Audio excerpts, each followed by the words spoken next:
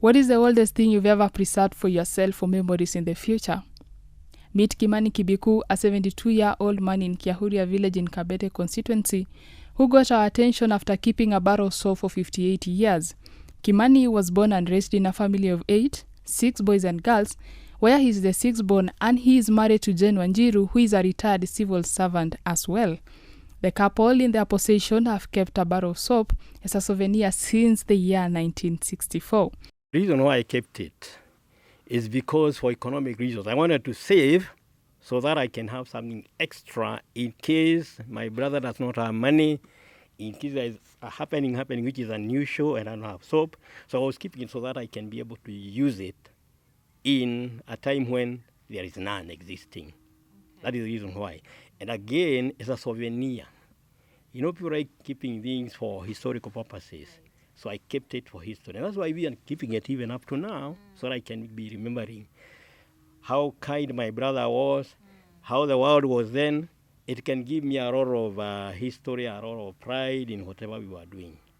According to Kimani, the bar of soap is more than a soap to him. He acknowledges that it serves as a great reminder of how life was back then, and it brings back memories of his youth. The couple recounted that they grew up during a time of great hardship. Money was scarce and they had to scrap by. As a result of the lack of money, he observed that life was marked by the financial troubles, which they suffered further hardships when in the late 1950s, their father passed away while he was still a little child. Right by then was not very easy. It was actually difficult in terms of getting the necessities, that is the food, the washing soap, and etc., even school fees.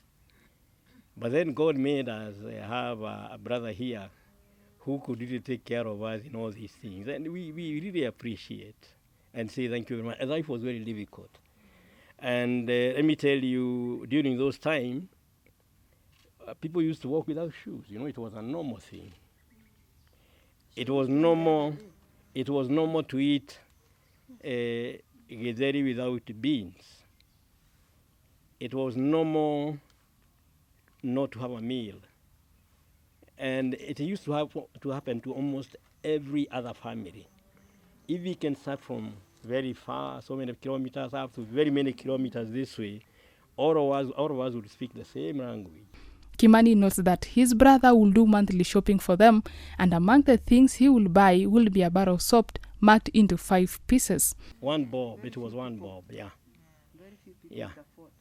And now this one could be in a shop. I don't know how much this piece of soap is in the shop now today. They will then each receive a piece, which was to last them a whole month till the next payday.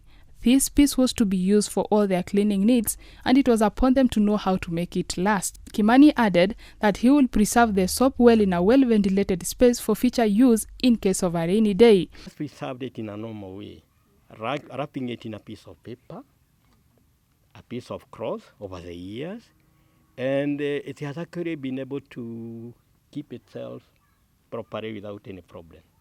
By comparison, Kimani states that this soap produced by Unilever, East African Industries back then, would cost less than a shilling. A 900-gram Sunlight bar soap today from the same company cost 350 shillings. The brother said he was drawn to purchase the specific brand of soap, Sunshine, since it was the only wrapped soap available at the time and could be utilized for a variety of tasks around the house. It was the only bar soap or even the soap that was wrapped. The rest were not. So that was an attraction. Wanjiru, the wife, adds that when Kimani first told him about the soap, she was shocked and that she was contented with the explanation and reasons behind it. It was surprising initially. It was surprising because I hadn't come across something like that before. But when he told me about it, I was surprised. But I let him have it because he had his own reasons for keeping it. So I didn't want to interfere in any way. The 72-year-old raises the topic of preservations and exhorts the younger generation to adopt a disposition and spirit of preservation for their memories and for use in future when resources are limited. To the young generation, you know, me, I believe the young generation would be able to do a lot of research on the same. They would even learn how to preserve whatever you get in, and you preserve it in a good way. Preservation is actually the word of the day, because you see, when you preserve, you can always use whatever you preserve in one way or the other. Finally, the retired civil servants note that the 7 years not only show a contract in prices, but show a way of life. Reporting for Capital FM, I'm Sharon Resia Nakola.